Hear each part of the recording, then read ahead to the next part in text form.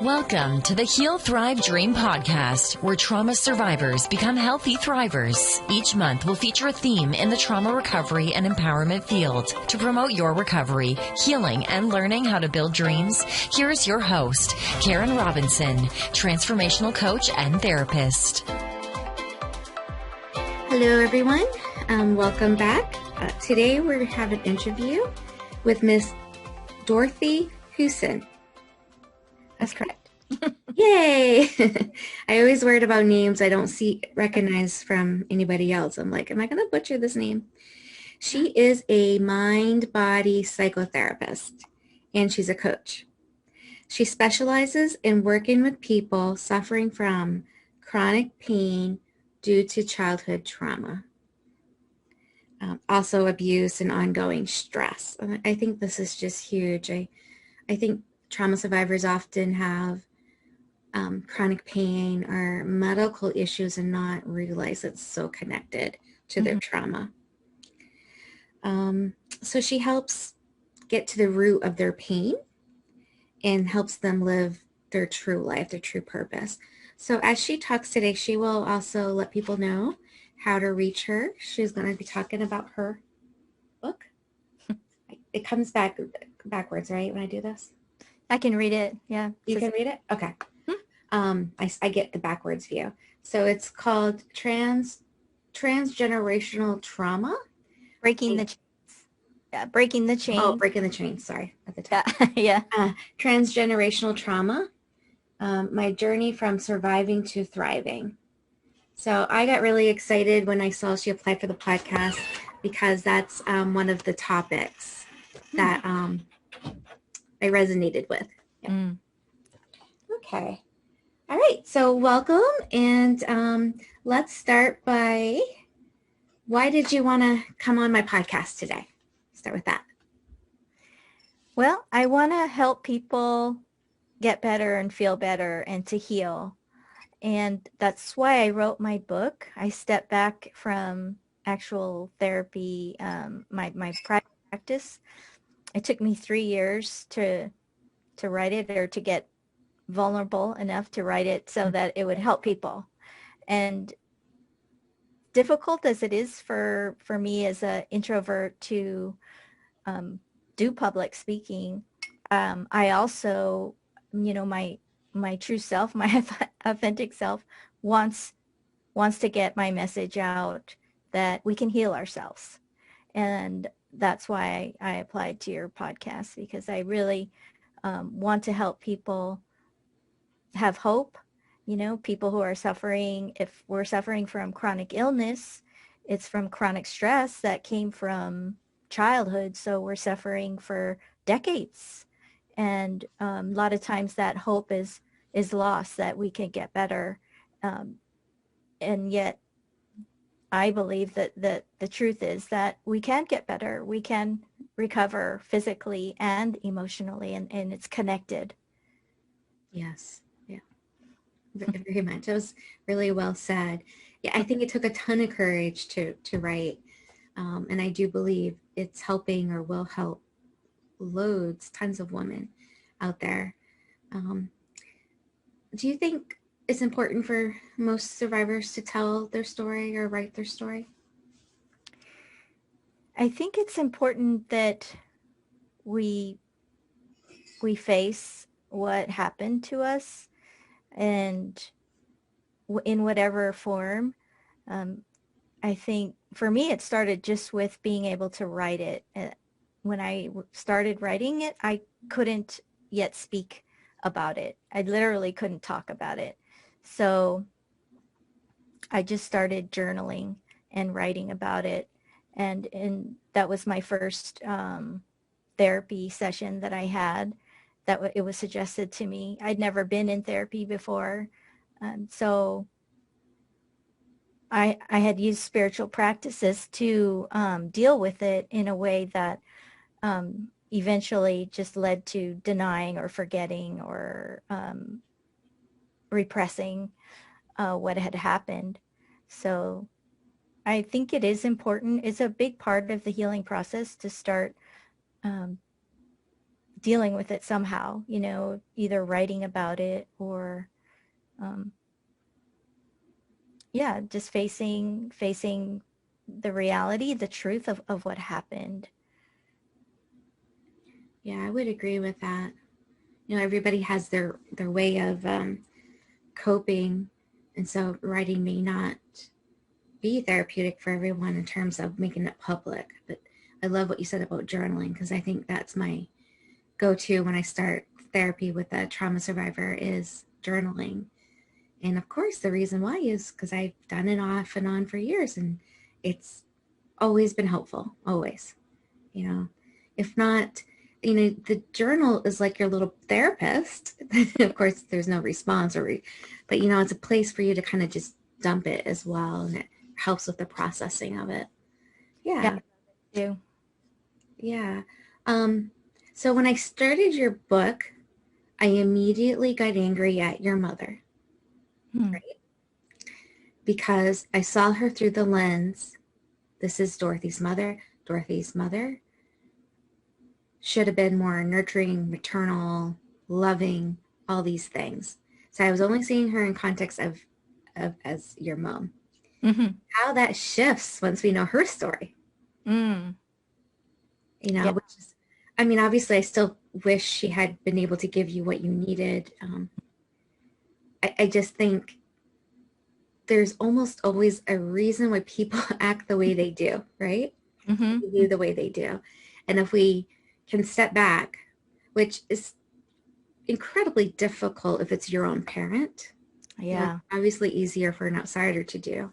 Yeah. But once you have that information about like her trauma, and it wasn't little trauma, it was pretty, pretty incredible. Mm-hmm. It helps gives us, the reader, compassion towards your mom again, you know, seeing her more as a whole person. Is there anything you want to say about that? Yeah. I think that that's one of the big blocks or hurdles for us who have had trauma in our childhood to overcome and get over. That for me, didn't want to go into therapy because I didn't want to hurt my mom. I I didn't want to cause her any pain. And I think it is something that is difficult for us um, to do because we love our moms, you know, and our moms love us. Mhm. And so what I try to do in the book is to really point out that it's nobody's fault. It really is nobody's fault. She loved me. She did the best she could for me. And that's how trauma passes on from generation to generation because how she survived didn't work for me. And yet that's how evolutionarily we pass on our survival skills. Like her survival skill was fight, you know, fight and speak up and use your voice. And it didn't transfer to me. I became frozen and quiet and I couldn't speak up. That's how I survived. And so it's really is nobody's fault. And I tried to get that across in my book in that you know, we can start today. Everybody can start today without having to blame anybody. I did have to deal with anger, but it came up when it was the right time for me to deal with it. Okay. Yeah. And as you know, I haven't quite finished. Is your mom still alive? No, she passed away in 2017. 2017. Okay. Yeah. So you waited till after she passed? Yes. Okay. Yes. Mm-hmm. Yeah, I've only published a small part of my story, and I always thought I was going to wait till my mom passed too, but it didn't work out that way. Mm. I saw an opportunity to be part of a book collection, and Mm-hmm. so I've asked her not to purchase it, not to read it, and I told her, what I had said, just so in case somebody else within the family or if one of her friends reads it and says it. And I just said, I just prefer you not to read it. Seeing it in black and white, I don't know how that will make you feel. Yeah, I know. Yeah. I waited till after she passed away. It wasn't really ready at that point. I think I had just started writing it when she passed away. But I haven't heard from any family members at all if they've read it or not. So we'll see. Do they know about it? Do they know you published? Um, I know my brother knows about it, but I don't know about anybody else. Okay. If anybody else knows. Yeah, when I wrote, I posted it on my Facebook page, and some family members did purchase, not many, but they wrote me on Messenger and were really supportive, which was nice, right? Because it's their family member I'm talking about, right? Yeah, it was something I struggled with as I was writing it. And I had to remind myself that this is my story. It's my perspective. It's based on my memories. And because I started to question like, oh, well, if I say this, how will that, maybe my siblings didn't see it this way. And the truth is they probably didn't see it that way because they're not me. And so I had to just, tell it from my perspective and this is my story. And I'm, if it's not what they remember or if they disagree, that's fine. That's fine. Yeah. I only have one sibling, and it's the same thing. I don't know if he's read it or not. But I thought about him too as I was writing, and we've already had a conversation where his perspective and my perspective could not be any more different. So, it's like, are you sure we were in the same house? Yeah, and the way my family grew up was we didn't talk about this stuff. We just didn't. We never talked about the past or bad things. We dealt with it by not talking about it and just moving forward. And it's partly because of the way my parents survived as well. They were in that generation where you just pulled up your bootstraps and you got it done.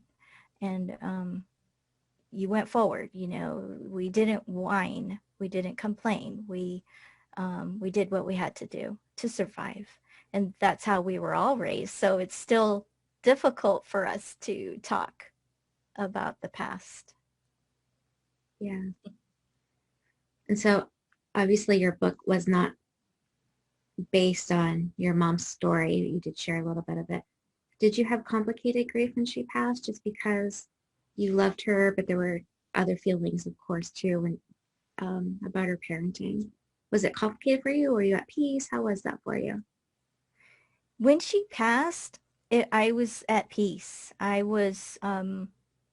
We had years of turmoil and very complicated. I think that complicated grief that you're talking about, I went through before she passed. So that at the time she did pass, we were at a pretty good place. We were at peace with each other. And we had actually a couple of pretty good years together where I know you haven't read this part yet, but there was this one time when I stopped freezing. So my mom would rage when I was trying to set up boundaries with her. And I didn't freeze. I raged back, and I'd never yelled at anybody ever. And but I did with my mom. And my husband came running down from upstairs. He's like, "Whoa, what's going on? What's going on here? Calm down." And so we had a few really loud fights like that, but not very many. And then my mom learned that I wasn't going to freeze anymore. And I give her credit really for doing what needed to be done to stay in relationship with me, because she did. She adjusted as I pushed and she pushed back. And then we did come to that place where we could just be together without her trying to control me and me trying to please her. So And I think that's beautiful too. It made it a real relationship. Yes. No fake stuff. The fake is not real relationship. And so how did you get to the point where you decided to kind of hold your ground and not freeze? How did that happen? Well, what happened I had like emotional breakdown. My mom came to live with me and I was her caregiver and it took about 18 months. And I do talk about it in the book, what an effect that had on me. Mm-hmm. I was being triggered daily into like a real younger part of myself who just was disorganized and didn't have anywhere to go for safety or comfort or security. And I ended up in rehab. I admitted myself into a wellness center for women, and for 4 weeks, that's where I learned that I needed to make changes and get to the root, the emotional root of my pain in my relationship with my mom and what was happening. And so I came back home and I started setting up boundaries with her. Like I decided, okay, I'm not going to cook, and we're not going to eat together anymore. And that didn't work. But then I got her friend to become a caregiver for her 3 times a week. And that really helped. Mm-hmm. So I started trying out different ways of setting up these boundaries. And it took time, but I'd say probably within 6 months, we had really gotten to a better place. Quite, I would still get triggered. I would still find myself wanting to please her, and she would still try and control me. But eventually it just got better and better. There were times where I just had to get up and leave. Mm-hmm. And I could never do that before. But I found, I can do that now. It was hard, but I could do it. And then I'd go into my room and I just try and comfort myself, because literally my whole body ached when I couldn't please her. And just that action of getting up and walking away from her was really hard. Yeah, it's interesting. The ache too. It's so telling, isn't it? Mm-hmm. Ache. Yeah, we were definitely connected in a very strong, way. And I think the attachment bond between a parent and child is really strong. It's mm-hmm. very strong. Yeah. Yeah, you have how many kids? 2? I have 2. Mm-hmm. Yeah, and they're adults now? Yes, and I have a granddaughter. Oh, congratulations. And I tell the story about them as well when I apologize to them and help them understand what happened, that I wasn't there for them. I wasn't present for them. I was what I called a gone, G-O-N-E, gone mom. Do you mean emotionally or physically or both? Emotionally. Okay. Yeah, emotionally, I dissociated through a lot of their childhood. Mm-hmm. And interestingly, they idolize me still. It took a while for them to understand what I was saying. But it's been really good. It's been good to be able to talk to them and help them understand themselves, because they both have high anxiety and low self-worth, low self-confidence, low self-esteem. But they're getting better. As I've gotten better, they've gotten better. Isn't that amazing? Yeah. It shows how tight all the cords are. So for the reader who hasn't read your book yet, and I know you don't want to tell them the whole story because you would like people to purchase, And I think it's a really helpful book to have as a resource. Is there a part of your story that you wouldn't mind telling the readers? Maybe one of the traumas and your process of overcoming, maybe the story with the therapist. Any of that you're willing to share? Yeah, sure. I can talk about maybe when my mom moved in with me, and when I came to understand what was happening. We were sitting at the dining room table, and I was brushing my granddaughter's hair, and my mom was getting irritated because my granddaughter wouldn't sit still.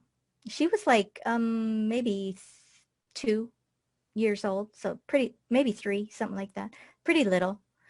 And she kept squiggling, and I was started to get nervous because my mom was getting irritated. And so then she started talking to my granddaughter, Elena, and she said, sit still. Don't you want to be pretty? Don't you want to be pretty? We had plans to go to the market together, and we had promised her we'd get her a toy. And my anxiety started going up.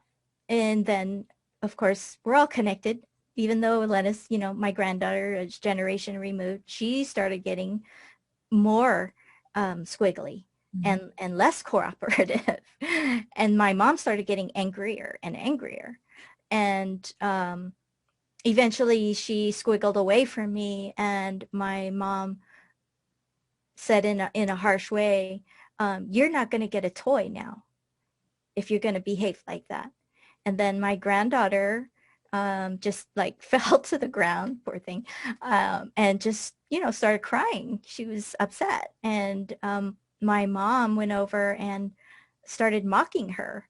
And she said, wah, wah, wah. How do you like it? How do you like it? And I know that sounds really bad, and harsh. But this is a really young parts of us come up. These survival reactions come up during conflict like this, and we're all connected emotionally. I froze, which was my go-to reaction. I could not move. I literally could not move. It was like I was, I had that neurological, like, called trapped inward or something like that. Like, I kept telling myself, move, Dorothy, go pick up Elena, move. And I completely froze. And it took probably 10-15 seconds, which is a long time really, to just go and pick my granddaughter up. And my mom was, she was in that fight mode. She was in her trauma, reacting in fight, like, trying to control and get my granddaughter to obey. And that night, talking to my husband, he said, now you know how you were parented by your mom. And it was a big aha moment for me. I hadn't realized it before, that, oh, you're right, that's how I was parented. And that the next day is when I started looking into getting help for myself. For the first time? No, it was not for the first time, but it was because of your mom moving in. Yeah. That retriggering stuff. Yeah. And so I went back into therapy as well. When I came back from rehab, I went back into therapy, and I started working with a really younger part of myself, like toddler, infant, a pre-verbal part of myself, my inner child, that was scared of my mom's anger and would, cause that reaction of being frozen. And it's a important story. How old is your granddaughter now? She's 9. Mm-hmm. Yeah, she's 9. Yeah, I guess I was wondering, your mom was probably thinking too, this little girl has such an easy life. Like, why can't she just sit down for a few minutes and let her hair be brushed? She has nothing going on that I had. She doesn't even know what hardship is. You know, Right. so it was probably hard for her to relate to a child that I'm guessing your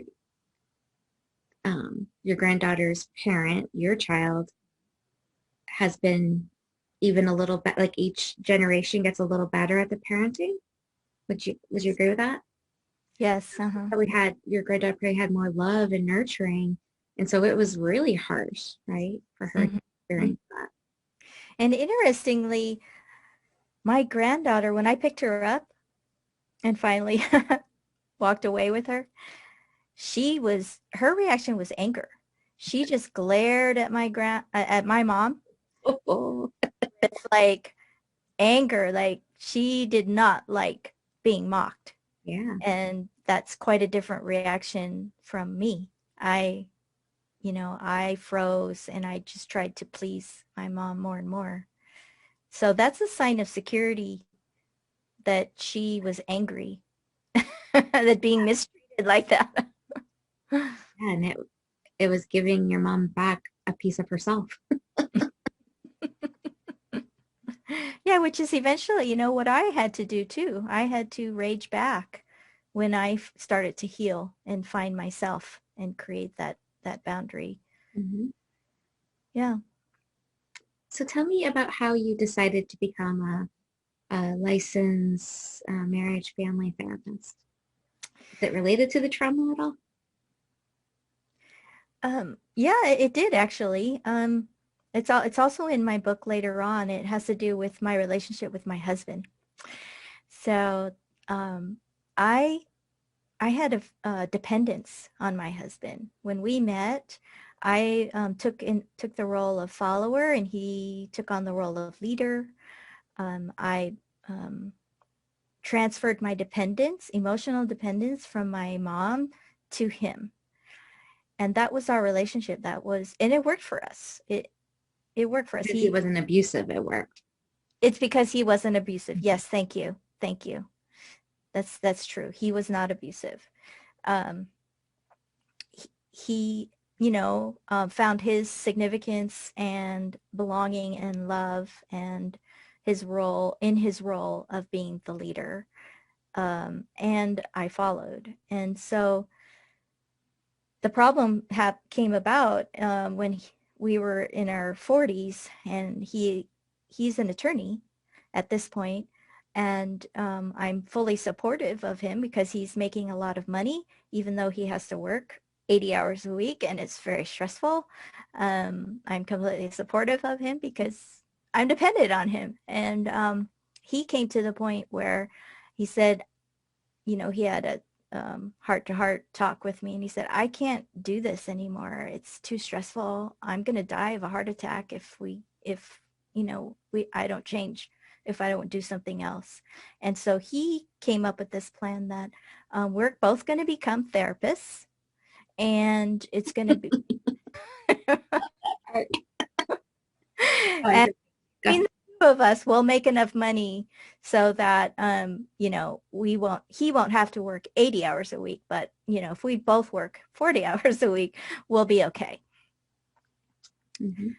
And that scared the hell out of me. But what scared me more was losing him, and because I loved him and I was completely dependent on him. And if it meant that I had to learn how to become a therapist, then I was willing to try at least. I didn't really believe I could become a therapist at the time, but I was willing to try.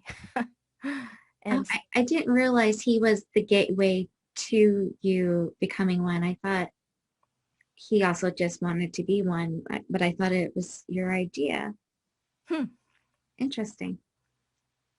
It's interesting he knew what you would be good at, because I'm guessing you're probably a very good therapist. Am I wrong?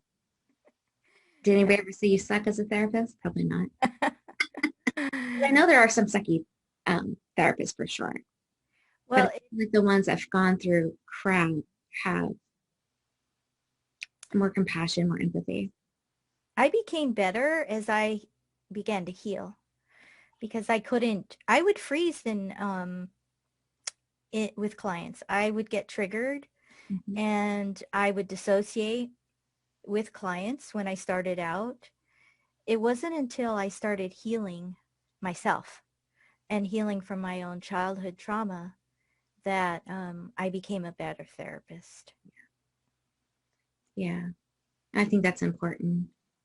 It's really important that we get as much help as we can before we start the profession, but sometimes it's hard to know what to get help for if we haven't been able to connect it.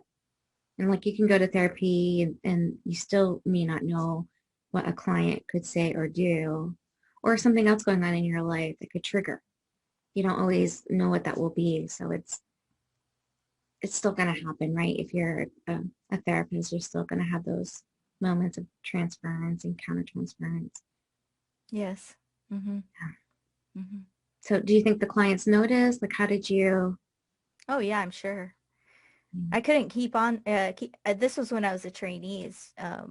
For those of you that don't know the process of becoming a therapist, we actually start seeing clients when we're still in school, in graduate school. So this was when I was a trainee and seeing clients for the first time. I couldn't even see clients on my own when we started. In fact, I had to see them with my husband, and we did couples therapy as a couple. But Mhm. eventually, I did have to start seeing clients on my own, and they'd all see me for a few, sessions, and that was it. And I knew I needed help. I just kept struggling. I was like, well, I'm trying. I'm trying. I'm doing the best I can. Mhm. I know I know I need help, but maybe this is the process of learning how to become a therapist as I just keep trying. And I was trying to utilize the tools that I had learned intellectually in school, in my classes. Like I tried to use, I, it was awful at first. I was like reading, okay, how does cognitive behavioral therapy work? And then I try and do it. I was using just my intellect. Right. It wasn't until I got I actually started training in mind-body psychotherapy because of my supervisor.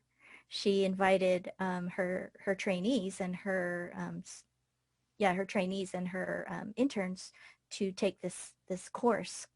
Um, mind it was called brain spotting at the time, Hmm. and that's when I started to access my own resources, or I started to heal myself, or I started to go inward. I learned to go inward to heal myself. And that's when it started turning around for me. It's like, oh, like I can teach people, my clients, to go inward and activate their own resources.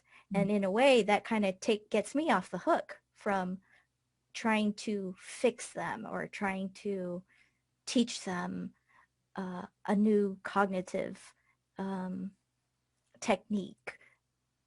It just freed me from that pressure of trying to be their only resource Yeah. available. It doesn't usually work.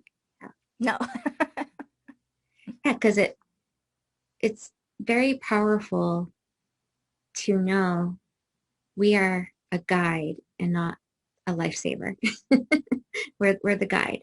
And part of guiding is showing our clients every resource possible they have within them. It's just we're trying to help them, find it within themselves. And it's a process and it takes time. Mm-hmm. Mm-hmm. And Yeah. it does take a lot of pressure off on us because it's it's hard enough to take care of ourselves 24 hours a day. We can't take care of another Mm-hmm. 24 hours a day, so it's I think that's just the beauty of um, past that happens when parents go inward and heal their own insecurities, how it just passes forward organically to our children in the same way. If we can heal ourselves and accept ourselves and love ourselves and care for ourselves, that activates our body to start healing our illnesses or us physically, and then also it just passes on organically to all our other relationships, whether it's our clients or our spouses or our children, or even parents, although it's not as organically it doesn't go to our parents very easily, but for sure it goes on to our children and all those relationships. Yeah. Have you ever heard of Dan Siegel's book, Parenting from the Inside Out? Yeah, I've read it. It's very good. That was a powerful book for me. It was, I think I was maybe 30, 35 when I read it. A therapist suggested, and I did all the journaling exercises.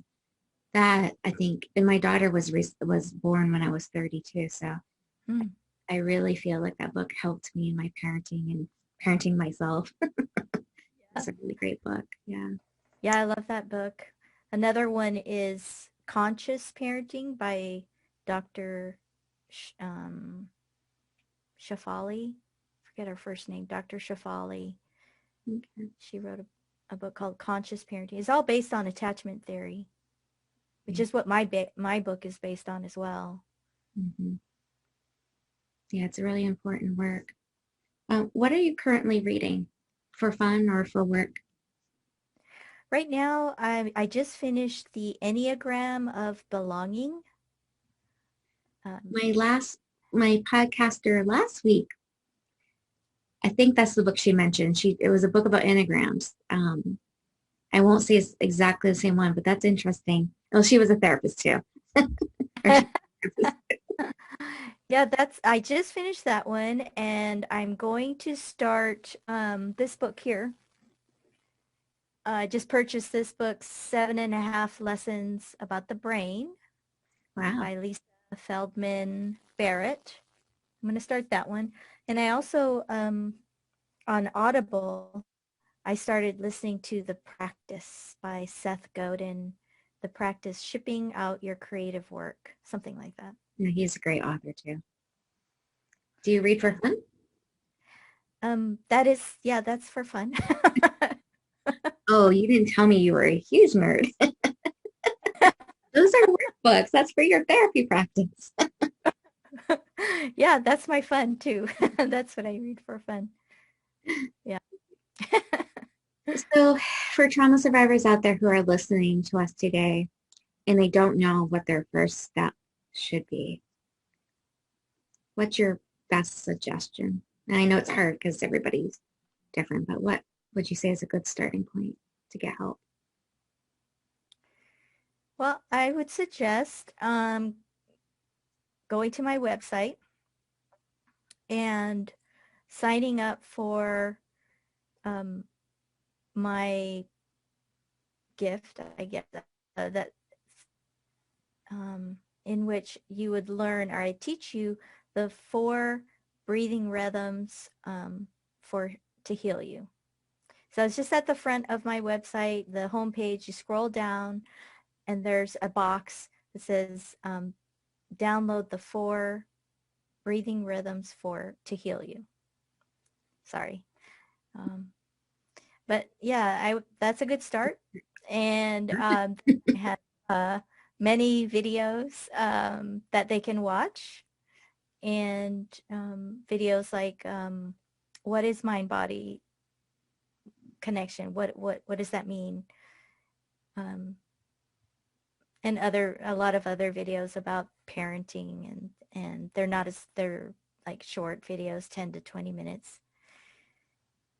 Mm-hmm. Then if they'd like more help to work one-on-one with me, sign up for a Get Acquainted call.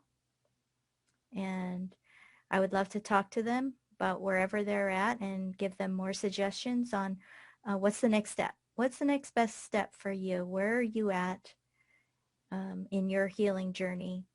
And I have different levels of, you can work with me one-on-one. You can take an online course. I have an online course coming up in January. It's called Parenting Myself Securely. Ooh, that sounds beautiful. Yeah, and that's a 4-week course online on Zoom. Uh-huh. Could try that or talk to me about that if that would be a good start for you. And then, of course, my book.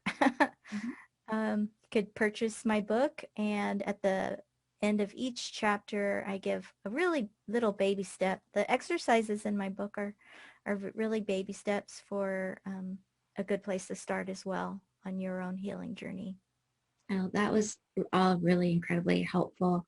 I think learning to breathe and trying different ways of breathing is very, very, I think a lot of times we don't give enough credit to breathing like properly and, to reset our parasympathetic system.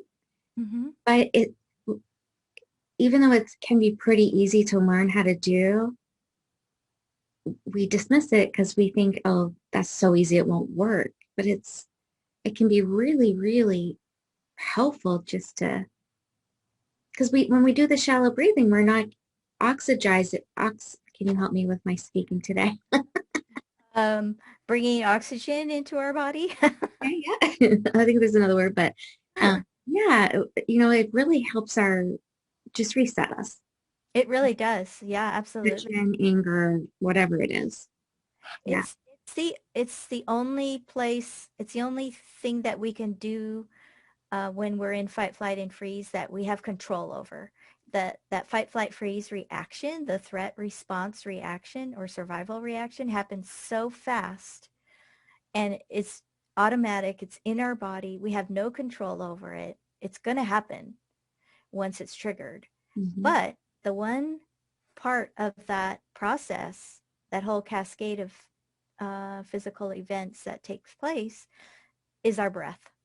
We can choose to slow our breath down. Yeah. And that's the only place that we have control. And it works. It works because if we slow our breath down, our breath and our heart rate are connected. And then our heart rate will start to slow down. It takes a while. It takes a couple minutes. It doesn't take that long, but after a couple minutes, our heart rate will slow down.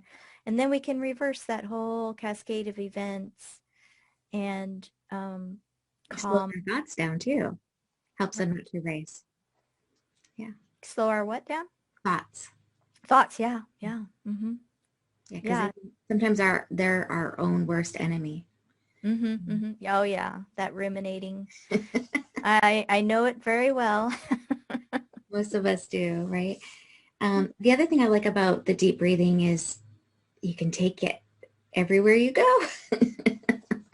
So true. So true. Yeah. That's awesome. Yeah. Yeah. Okay, that was really helpful. I hope people consider taking your course. It does sound like it would be pretty powerful. There was one other thing I wanted to mention before we ended. Oh, yeah. So I know you're a coach and a therapist. So I'm guessing you can coach anyone in the country and around the world. Where are you licensed to do therapy? What states? California. California. Okay. And California is really big. Yeah, I like to point that out because you can go deeper with people that hire you to be a therapist. Mm-hmm. Yeah. I have my office here in Riverside, California. That's where Okay. I'm at. All right. Well, it was a huge pleasure having you on today. I think you had lots of wisdom for our survivors who want to be thrivers, which is why I love the name of your book. And I'm going to put it in the show notes, how people can contact you. Can you just say the name of your website real quick? It's www. It's my name, DorothyHusen.com. DorothyHusen.com. And I'm on Facebook, Dorothy Husen, Mind Body Psychotherapist on Facebook. And that's it. Oh, and my email is the same as well. It's my name, dorothyhusen@gmail.com. And I'd love to Yeah. have a conversation with anybody that wants to call and set up a get acquainted call with me. Okay. Well, thank you so much. No, It's a thank pleasure you. having you. Thank you, Karen. I really enjoyed it. Thank you. Thank you for listening in today. Please join us next week, same day and time. Also, I would love for you to check out my website, healthrivedream.com.